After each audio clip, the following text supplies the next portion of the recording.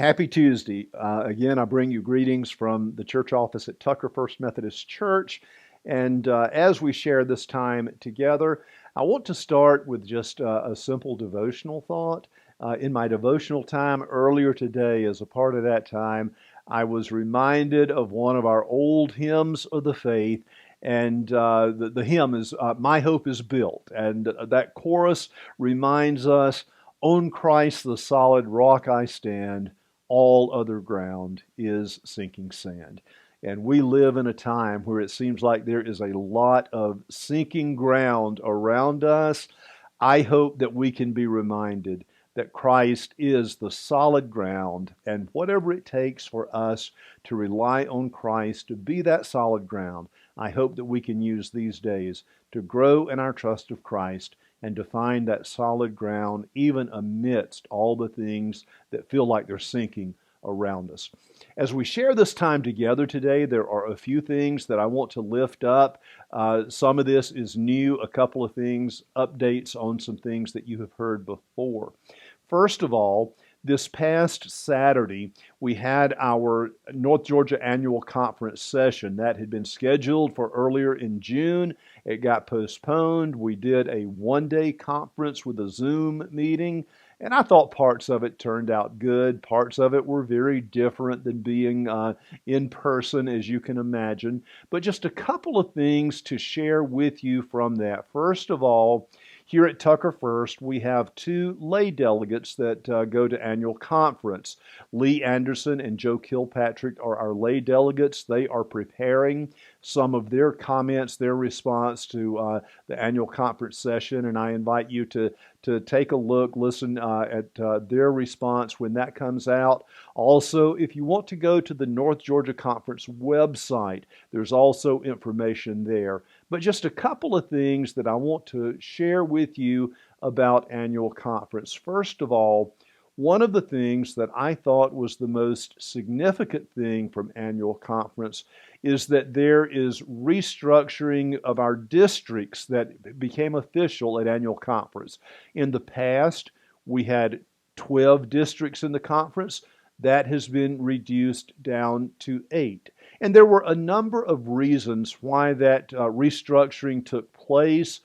First of all, the last time that restructuring was done, the annual conference looked very different then than it does now. That was before I-285 was complete, before Georgia 400 was built, and the population shifts that have taken place over the years made the conference look very different.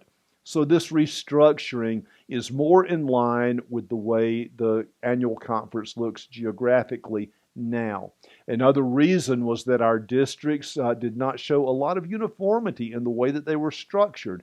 And so this allows us to bring all the districts in line. But the main thing about the restructuring is that it allows us to be more efficient and more effective in ministry and mission. And if it accomplishes that, I think it will be a good thing. With anything new like this, there's always a few bugs to get worked out. There's always questions that take time to get answered. But I do think this restructuring has the potential to allow us to be more effective in the conference.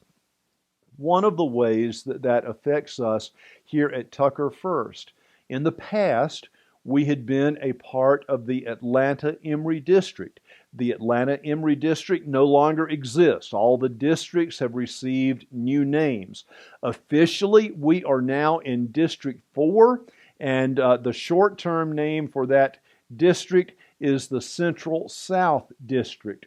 We have a district setup meeting coming up on September the 13th. And I think that there's the possibility that each district might be able to rename themselves down the road, but we will get more of that information coming up after that setup meeting on September the 13th. Our district superintendent is Dr. Quincy Brown, and I have been in touch with him a number of times. I'm trying to work things out for him to preach one Sunday at Tucker First, either by video or perhaps by in-person worship at some point, but we're trying to get Dr. Brown to come in and preach for us one Sunday. The other thing from annual conference that you may already have this information, but I do want to lift it up. There are a few dates that were presented that I think are significant for us. First of all, annual conference for 2021 is scheduled for June the 3rd through the 5th. That's just a little bit earlier in June than we normally meet, and we hope and pray that we will be able to gather in person at that time. But annual conference next year, June the 3rd through the 5th. Also, the general conference that was scheduled for this past May got canceled or postponed. That has been rescheduled for August the 29th through September the 7th, 2021. And you know that one of the big issues on that is all the issues related to human sexuality and the impact that could have. So that general conference is now scheduled for next summer.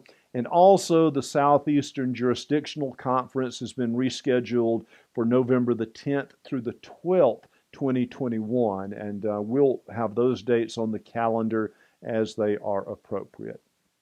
In addition to things related to annual conference, the Zoom meeting this past Saturday, there are a few other things that I wanted to update you on. First of all, just related to the things related to COVID-19. Over the past week, we have continued to see some decline in numbers that are moving in the right direction. The overall number of cases in Georgia, the overall number of hospitalizations are declining, and that is definitely moving in the right direction. I pray that that is going to continue. There has not yet been a lot of change in the number of deaths, but usually the deaths does lag a little bit behind the number of cases and the number of hospitalizations. And my prayer is that soon we're going to see the number of deaths reducing as well. One of the other things that we look at regularly is the Harvard University's Global Epidemics website. They use the color coding and recommend that churches not regather for worship until you reach the yellow. DeKalb and Gwinnett counties for a long time were in the red. 2 or 3 weeks ago, the counties started moving down into the orange, and that has continued, and we're getting down on the lower range of orange in DeKalb County. Orange begins with the number 10. I believe that's 10 cases per 100,000 people.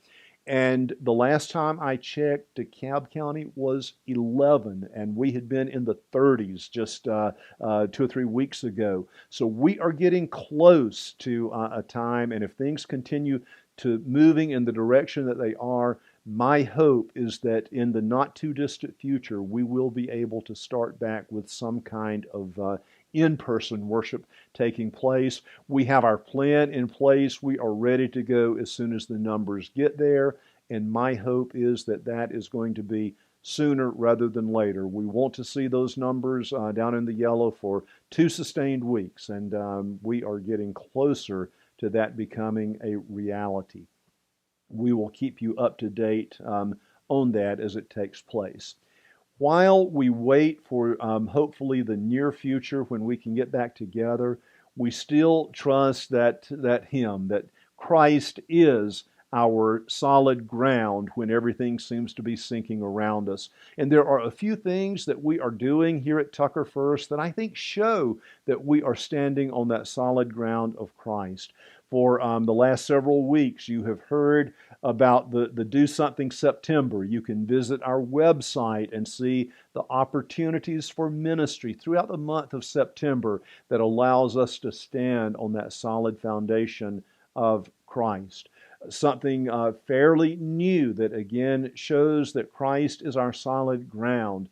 We are working on the ESOL, the English for speakers of other languages classes starting up. That registration is now available on our website. And while that will start out with a Zoom format in those meetings. Our hope is that we might be able to transition to in-person teaching of English very, very soon. But that registration is now available on our website, and you might check that out. One final thing that I want to mention that I think is a reminder that Christ is the solid ground on which we stand. We recently had a special offering for the Wesley Woods. Usually that offering has taken place on Mother's Day. It got postponed until just recently. And I received a letter from Diane Vaughn, who is the president of the Wesley Woods Foundation. And it's a letter thanking our church for our offering for Wesley Woods. And I want to share with you just a couple of lines out of this letter. This is what Diane Vaughn typed in this letter to our church. Our mission is to create communities of connection, well-being, and promise, and support such as yours enables us to achieve it. With your gifts, we provide a compassionate pastoral care program, a vibrant wellness program, and charitable financial assistance for housing and meals for residents who have the gift of a long life but may have outlived their savings. Others may need higher levels of care to maintain their quality of life and rely on our charitable financial assistance to bridge the gap. Your support enables that older adults at Wesley Woods live independently and thrive in every dimension of health and well-being. And then a handwritten note from Diane. She wrote, "Thank you for this vital support." We have a lot of opportunities to show that we are relying on Christ as the solid ground when so much around us is sinking. My prayer and my hope is that you are safe. My prayer and my hope is that soon we're going to be able to get back together for in-person worship, and the numbers are moving in the right direction for that to happen. Until that time comes where we can come back together and visit face to face, I pray that you will continue to turn to Christ and to trust Christ as the solid ground in these days when we feel that so much is not solid. Be safe, and God bless you today.